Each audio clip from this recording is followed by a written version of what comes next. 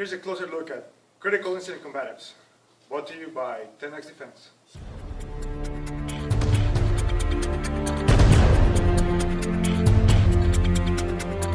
First of all,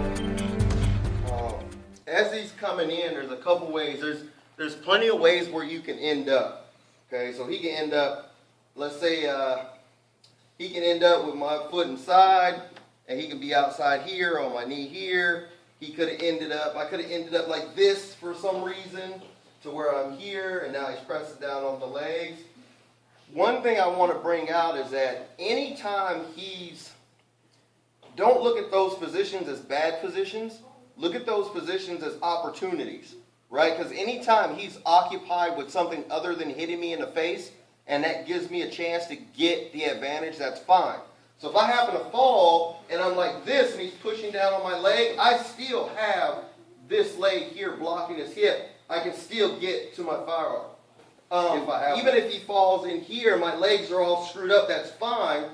This upper leg's outside 90, I'm kind of holding him off here. I created that frame. The base leg is holding this other leg. My hands are up. If I decide to go for my knife, and now I can from here, after the safety's off and all that matters, now I bring the advantage to the fight. So I don't want you guys to think that there has to be something happening at each stage, or I have to respond to what he's doing. So he punches me, I stop punching me. If he hasn't punched me yet, and he's dealing with my legs, because my legs are the barrier, and I keep my tools where they normally are, around my waist, now I can get to this and start affecting some trauma there.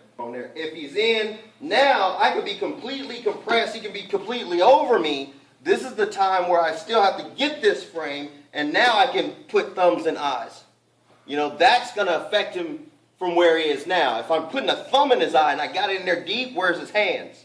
Now I can start working and seeing these other opportunities to get up again, right? And now I can get to my gun. So those little close quarter tools, this position that I was in earlier is going to be sort of the same position that I get in. So he comes in, we end up here. So now I'm here.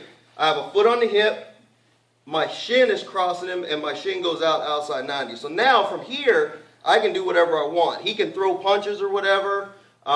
It actually sets me up better, because if he's on that knee, now I can do things with this leg and kick that arm out. I can create the space because he has to post himself. I can get to my firearm here. There's a lot of things you can do from that combat guard.